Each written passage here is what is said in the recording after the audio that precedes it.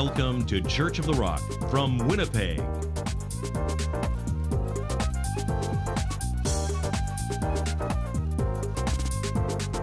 Stay tuned to this week's thought-provoking message from Pastor Mark Hughes.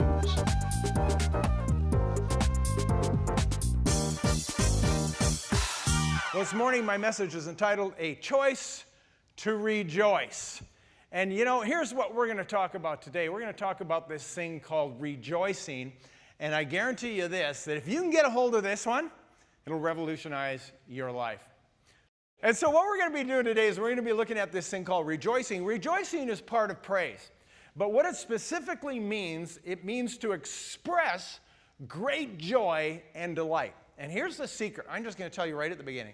The secret is it has nothing to do with the circumstances. We don't express great delight and joy because things are going well. We express great delight and joy because we're Christians. And that's what we're going to look at today. There's this great story of this woman. She was driving across. She was visiting San Francisco and going across the Golden Gate Bridge. Anybody ever been across there?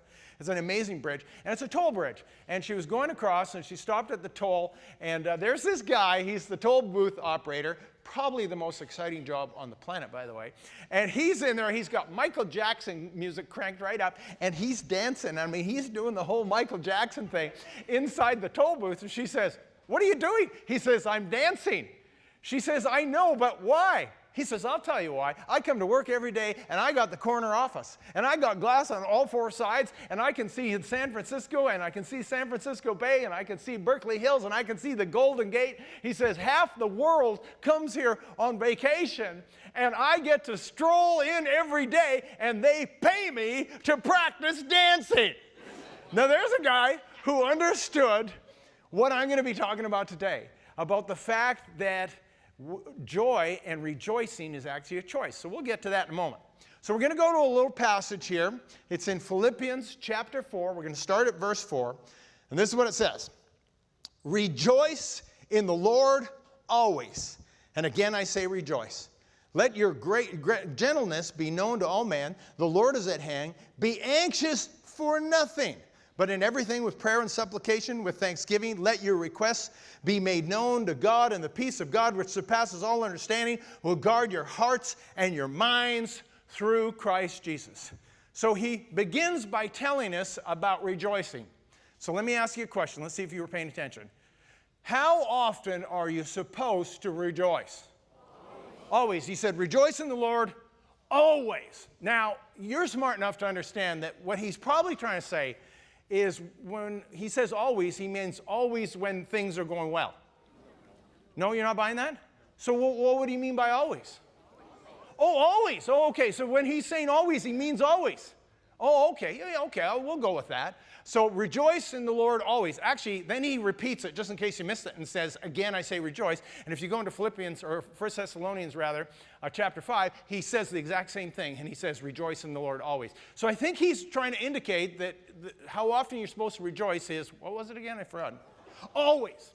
And then he talks about this other thing called anxiety, anxiousness. And how often does he tell you you're supposed to be anxious? Never, right? Because he says, be anxious for what? Nothing. So he says, rejoice. What was it? Always. Be anxious for nothing. So how often are you supposed to be anxious? Never. So always rejoice. Never be anxious. I don't know. Is there a pattern in this somewhere? I think there might be a pattern here. And then he goes on and he explains that. And he says, you know, be anxious for nothing, but in prayer and supplications with thanksgiving in your heart, let your requests be made known unto God, and the peace of God, which surpasses all understanding, will guard your heart and your mind. Let's talk about that for a moment. See, I bet no one's ever been anxious in this room, but I'm going to ask anyway. Have any of you ever had any moments of anxiety? Anybody in the room? Oh, a bunch of you. Okay, all right, so this applies to you. And so here's what you know about anxiety. When you get anxious, what happens is something happens, right? An event happens in your life, or you got some bad news, and then when you get anxious, here's where it starts. It starts in the mind, doesn't it? You can't stop thinking about it. Isn't that what happens? And I mean that negativity, you're just going, and you're repeating it again and again. You lie down in bed, and you can't stop thinking about it. And it's bad enough that it's in your mind, but it doesn't stay there, does it? Because what happens when you start to ponder it and repeat it in your mind, it starts to move down and it gets into your heart. And all of a sudden you've got that knot in your stomach. Now again, probably no one's ever experienced this, but let me ask. Any of you ever had that knot in the stomach with anxiety? Anybody in the room? Oh, a bunch of you again. Oh, this is a big surprise. Okay, and so don't miss what he's saying. The whole subject matter here is rejoicing. He says, rejoice in the Lord always. And again, I say rejoice. And then he tells us why. It's because anxiety will get you, and it'll grab your mind, and it'll move down into your heart, and it'll take over your whole body. And so here's what we're going to ask you this question about this letter. We just read this letter. It tells us to rejoice always and not to be anxious. Who was it that wrote this? Anybody know who wrote this? Paul the Apostle, is that who wrote this? And to whom was he writing it? The Filipinos? And it wasn't the Filipinos, it was the Philippines. Philippians and the Filipinos, they're two different groups of people. But here was the Apostle Paul. He was writing the Philippians. I've got myself all caught up in this, haven't I? All I can think of is Filipinos now. And so anyway, he's writing this letter to them. And I want to remind you that there actually is a context to all of this. Because you will remember he actually visited the city of Philippi. And the story really relates to this passage here. And I'll tell you why. You remember, he and Silas were on their missionary journey. They arrived in Philippi for the very, very first time. They were preaching the gospel to the Filipinos who were there. And as they were doing that, they encountered this woman. She was a slave woman. And she had a spirit of divination. And she was doing spells, and she was doing fortune reading for her masters, and they were making a lot of money. Now, when Paul recognized that she was being motivated by an evil spirit, he cast the spirit out of her, thinking he was doing a good thing, right? But then what happened was the masters were angry because she was their meal ticket. So they dragged Paul and Silas before the magistrates, and this is what it says. The magistrates beat them with rods and laid many stripes on them. And then they put them in the inner prison, not the comfortable outer prison, the inner prison, and they put their feet in stocks. So that's the situation. So there we have these two guys in the city of Philippi, and they're beaten, and they're in stocks, and they're in prison, and then midnight came, and it says, and they moaned and groaned in misery. Is that how it goes? Let me remember what says happened. It says at midnight, they were praying and singing hymns unto God, and they were rejoicing, and it says, and all the prisoners heard them. Now, I want you to look at how extraordinary this picture is. I mean, this was not the natural thing to do. I'm sure they didn't feel like doing that. I mean, they would have these raw, opened up backs. They would have been in pain. And nevertheless, what they did in the midst of this situation was they rejoiced. And then what happened? A great earthquake came. The earthquake caused the prison doors to open and all the chains to fall off of everybody. Say all the chains, fell off everybody. We're coming back to that because it's important. Metaphorically, it's important for every one of us and the power of rejoicing. So I have four things I want to tell you today, and I'm going to throw them up on the screen. This is what it is. Number one is that joy is a choice. Number two, that joy comes from above. Number three, that joy comes from within. And number four, joy changes everything. I want you to think about this situation for a moment.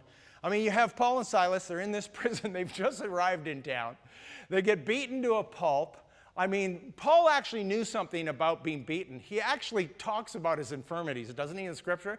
He says, actually, I was beaten with rods 3 times. Once I was flogged with whips, 39 stripes. Another time I was stoned. And Paul is used to this kind of thing, and he gets in this situation, and for whatever reason, instead of being miserable and instead of being, in this grief, he makes a choice to rejoice. And I mean, how do you imagine that? Why was he making this choice to rejoice? Why did he respond this way? Well, I know why. I mean, he was new in town. He didn't find a hotel. Now he's got a free room for the night, right? He's going to have a big bowl of gruel in the morning for breakfast. I mean, it couldn't be any better. I mean, you read Paul's stuff, and it seemed like he wasn't ever happy unless he was miserable. He's just like Pastor Keith. He's like that, too. And so we have this bizarre story about how in the midst of hardship, what he does is he makes a choice to rejoice. And as I was reading this, as I was thinking about it, I thought, Paul and I we don't have a lot in common. You see, when he goes on a missionary journey, he tells you the whole story. He tells you the good, the bad, and he tells you the ugly. And in fact, he loved talking about that stuff. He wasn't negative, but he loved to tell you about it. He says, I will boast in my infirmities. And so he's telling me all these stories about being beaten and stoned and flogged and all these things. And I was thinking about it. I thought, I'm not like that at all. When I go on a missionary trip, I only come back and tell the good stuff. And I come back and I tell these great stories, and you're all listening going, wow, I wish I was there. Well, I thought, you know what? Just on this one occasion, I'm going to be honest for once and only once. And I'm going to tell you, as Paul Harvey would say, the rest of the story. And some of you remember the last year, Kathy and I went to Nepal. And we had good reason to go there, because for the 9 years before that, this church, we had been sponsoring an unreached people group, and we've been paying for the translation of a Bible into the Chamku language. A group of people that lived at the base of the Himalayas. We've been doing this for 9 years, and then after 9 years, they finally had their Bible in their own language. And of course, they invited us to come to Nepal and to the dedication and do a pastor's conference. And so I said I'd go, and then they said, we really want you to bring your wife. And so I told Kathy, I kind of twisted her arm on this. I said, you should come. It'll be fantastic. Now, let me tell you something about Kathy. She's not exactly what I'd call a third world gal. She doesn't even like going to Cancun, Mexico, and those kind of places. And so the whole idea of going to one of these countries didn't sort of thrill her, but I kind of twisted her arm, told her how great it was going to be and how fun and how well we were going to be taken care of. So she agrees to come. So we take off out of Winnipeg, and we ended up in Chicago doing our transfer, and we were getting on this plane, and what ended up happening, there was some technical difficulty with the plane, and we sat on the tarmac for 3 hours in this jammed plane with no air conditioning. And then we took off for a 16-hour flight. Now, that means how many hours? 19 hours we spent. Nobody should spend 19 hours in a tube. It's just not the way it should go. So anyway, we finally get to our initial, first destination, or second, I guess it was, which was Abu Dhabi in the United Arab Emirates, and we get there. Now, because we waited on the tarmac for 3 hours, guess what? We missed our connecting flight when we were in Abu Dhabi. So then it was the morning, so we had to spend the whole day and the next night, and we were going to go out in the next morning. So they gave us a ticket, and they gave us the ticket for the next morning's flight. So then we spent the day there, spent the night, and then we went to the airport in the morning, and we were lined up. We were right at the gate, right at the absolute gate, handing them the ticket. And they said, oh, we're sorry, you're not on this flight. We said, yeah, we're on this flight. There's our seat. And they said, no, somebody else is sitting in that seat. This ticket was a mistake. We said, no, we have it. Those are the seats. And they said, no, I'm sorry. They turned us away. We didn't know what was going on. So we went to customer service. We said, they wouldn't let us on the flight. These are the tickets. They said, oh, those tickets were a mistake. You were supposed to go out last night.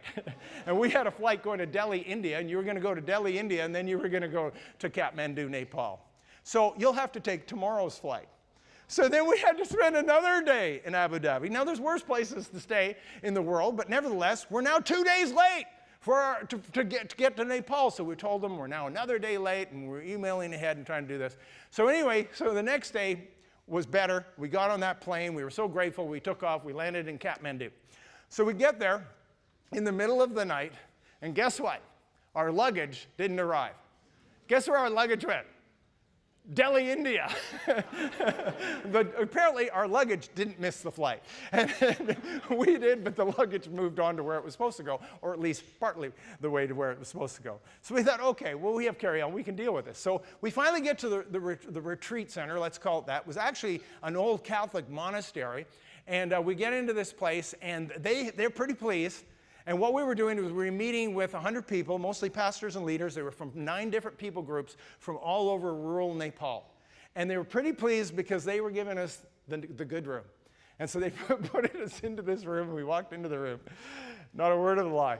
The bed was 5 feet long and 3 feet wide. And it was a double. Actually, I think by Nepali standards, I think it was a king-size bed.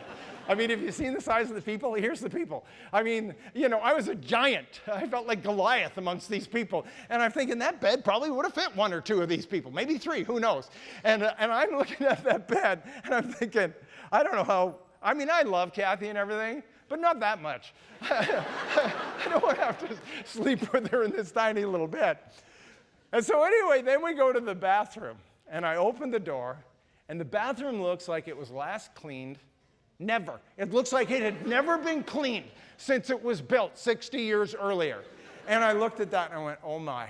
And then Kathy went and looked at it. I said, don't worry. I'll go and I'll get some bathroom cleanser and I'll deal with it. And so I went to the person that was running the compound and I said, could I get some bathroom cleaner? He gave me this little tin of pink dishwashing detergent. So I came back with this. I said, I got some cleanser.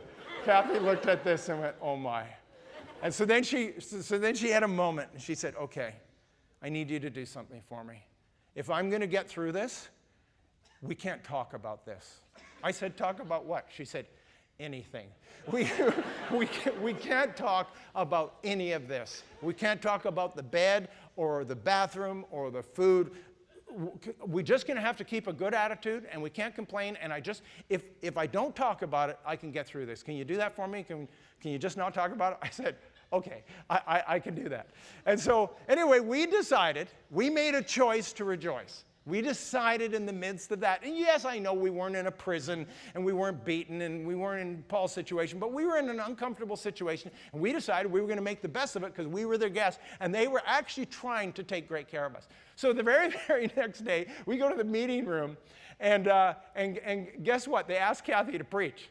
Kathy's only spoke publicly twice in her whole life, and we go on a mission trip. She's up first. And so anyway, here she is. She stepped up, she started speaking, big, huge smile on her face. She looks like she had a good sleep the night before, doesn't she? and here's what happened. No joke. They thought I was okay. They loved Kathy. They just absolutely fell in love with her. You look at these pictures. I mean, she was smiling and rejoicing, and they gave her this scarf, and they just adored her, and I kind of just sort of went along for the ride. And you know what we did? We just made a choice to rejoice and just to make the best of the circumstances because there was nothing we could do about it. We couldn't change it. And I'll tell you what, here's what would happen if we'd complained. If we would complain, how would that have, they had given us the good room. You know, we had traveled 3 days and spent time in hotels waiting. These people, every single one of them, traveled 3 days to get there. And you know how they traveled that 3 days? 2 days of it was walking. That's how they get. There's no roads in rural Nepal. They walked for 2 days, and they slept out on the hillside at night, and then they got on a bus the last day and came there by bus. And then they didn't have rooms. They slept on mats on the floor and were sharing one bathroom. What would you think if we start whining?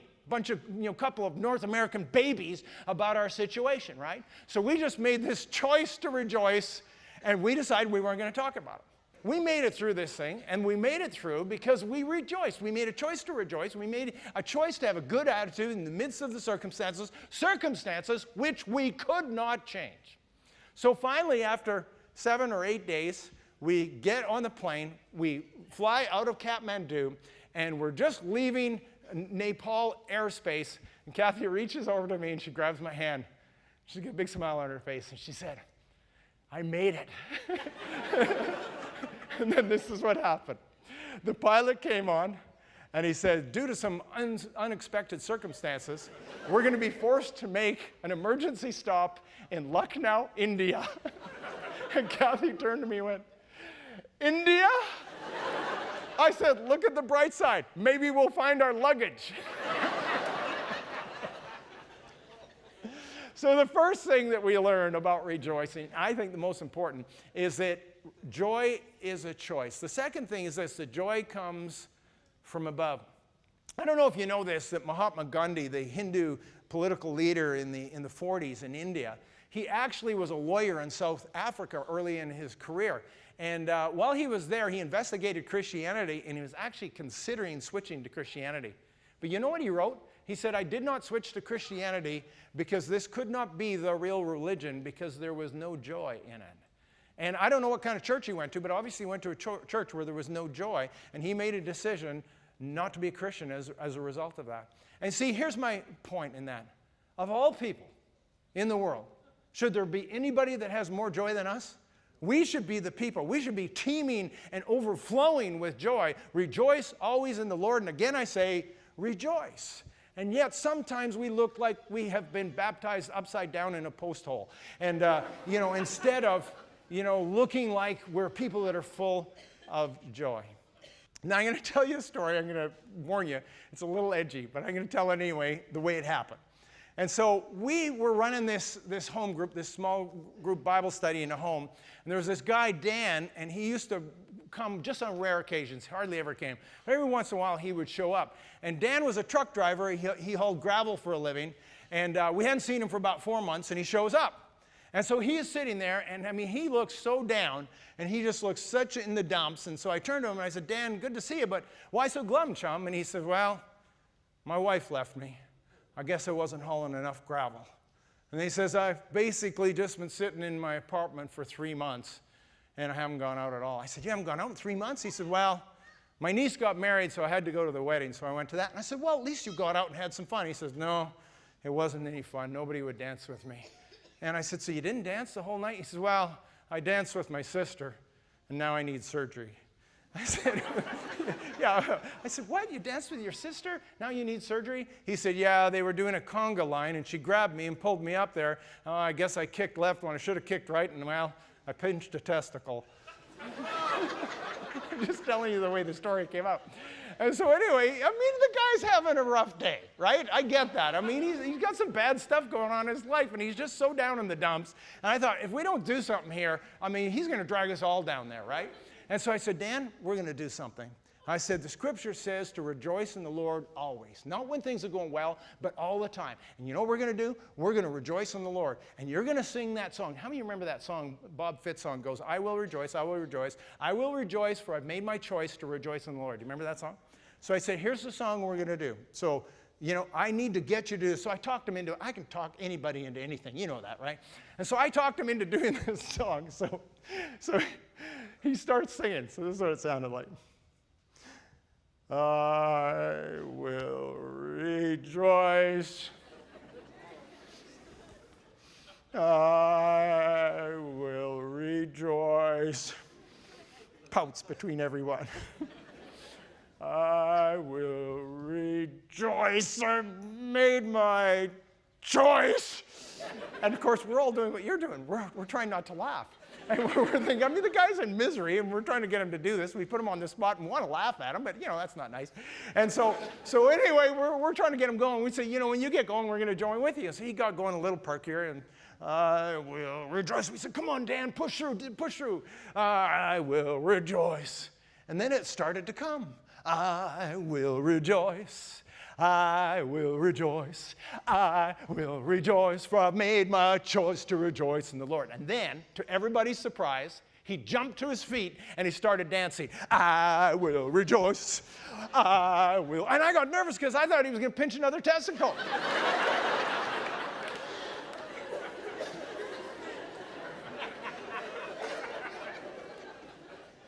You're not uncomfortable because I used the word testicle in church, are you? That's a medical term. So, you know, you get my point. I mean, if we could understand the power of praise, if we could make that choice to rejoice, if we could understand that joy comes from above, when we will rejoice always, what happens is God will show up in the midst of that, and he will give you joy in your heart. So the first thing is this, that joy is a choice. The second thing is that joy comes from above. And the second thing, or third rather, is that joy comes from within. Now, I don't want you to miss this, that sometimes we can't always have those moments where we're waiting for the presence of God to descend on us and pick us up from the doldrums. We need to actually live in it, and you need to look deep and dig deep and find it within. Now, I've oftentimes talked to you about this, so I won't spend too much time on it, but the difference between happiness and joy. And the big difference between happiness and joy is that happiness comes from the outside. It is based on externals, whereas joy is based on what's on the inside. And we live in this world that just seems to love this thing called happiness. Even the English word happiness comes from the Middle English hap, which means chance or luck. And what it means to be happy means to have excitement or pleasure based on the fact that you had good fortune. And so we have this world that is obsessed with happiness. I don't know when it became the highest of all virtues, right? People say, I just want to be happy. And they just want to be happy in life. And in fact, the American motto is life, liberty, and the pursuit of happiness. So we have this whole world, this whole culture of people thinking, if I was just rich, if I was just famous, or if I just had a nicer house, I would be happy. And as a result, they spend $73 billion a year on lottery tickets in North America. $73 billion. Just for reference, that is more money than all books, all videos, all music, and all sporting events put together. This is one of the biggest expenditures of Westerners in the world is lottery tickets. Why? Because they think if they could win that, it would make them happy. And see, that's why we are so profoundly consumeristic. Consumerism is a disease in our culture. And here's what happens. People are on the happiness roller coaster. Even the word haphazard means hit and miss. Happy hazard, you know, and this roller coaster, this emotional roller coaster. And you know what people do? They go up and they buy something they really wanted and they feel really great for like an hour or a day or a week. And none of those things can really make you happy. Really, all that is preparation H for the heart. Something that gives you fast, temporary relief of an empty soul, right? And so we just go off and we're buying this and we're buying that and we're buying this, and none of it ever satisfies us. See, joy is exclusive of what happens. It's exclusive of the circumstances, the outward things that are happening in your life. Joy is something that comes from within. It wells up from within, and we find that when we dig deep. And see, here's what, if you read Philippians, if you go a little further, he says, rejoice always, and he tells us not to be anxious. And then he's actually still on the same subject, and this is what he says. He says, I have learned in whatever state I am in to be content.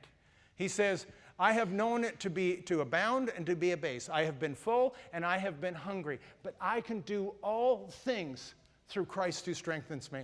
That all things through Christ who strengthens me, all those things I can do, people misquote that and pull it out of context. You know what he's talking about? He's saying, I can do all things. It doesn't matter whether I have or whether I don't have, whether I'm suffering lack or whether I've got it, whether I'm full or whether I'm empty. He says, I can do all things through Christ who strengthens me because I have learned to be content in whatever state I am in. See, what he did was he discovered the power of this thing called joy. And so you can't just always wait for it to come from above. You can't always wait for it to come from some external circumstances. What you do is you dig deep and you say, I'm making a decision that I am going to learn, because that's what spiritual maturity is. It's to learn to be content in whatever state you're in. See, if you want to be happy for an hour, take a nap. If you want to be happy for a week, go on a vacation. You want to be happy for a month, get married. You want to be happy for a year, win the lottery. You want to be happy for a lifetime, you learn how to do this thing called rejoice always, and it will change your life. All right? So let's wrap this up. Number one is joy is a choice. Number two, that joy comes from above. Number three, that joy comes from within. And the last and final thing is this, that joy changes everything. So we find Paul and Silas. They're in the prison in Philippi. They're in stocks. Their backs are bruised and tore open by those rods. And at midnight, they begin to pray. So the earthquake comes, and it says everybody's chains fell off, and every door flung open. Now, here's my question for you. Did they rejoice because the chains came off, or did the chains come off because they rejoiced? It's the latter. Don't miss this. This is the most important thing you will get all day, is that we don't rejoice because things happen. Things happen because we rejoice. And see, joy changes everything. That's why James said, count it all joy. He didn't say it was joyful. He said, count it all joy when you fall into various trials, knowing that the testing of your faith produces patience, and when patience has had its perfect work, you will be complete, lacking nothing. Why? Because joy changes everything. When we will learn to dig deep, we will find that, and guess what happens? God will move, and the chains, whatever they are, every one of us has hurts and habits and hang-ups and bondages and things that we live with. We live in prisons. We live in the chains of this world, and when we rejoice, guess what? Everybody's chains come off, because there's a power in rejoicing. Rejoice in the Lord always. And again I say, rejoice! Church of the Rock has services every Sunday at 1397 Buffalo Place, and we invite you to join us when you're in the Winnipeg area. If you'd like a booklet to help you understand more about God's gift of forgiveness and reconciliation through Jesus Christ, please contact us, and we'd be happy to send you a free copy of the Book of Hope. Visit our website at www.churchoftherock.ca. Thank you for watching, and God bless you.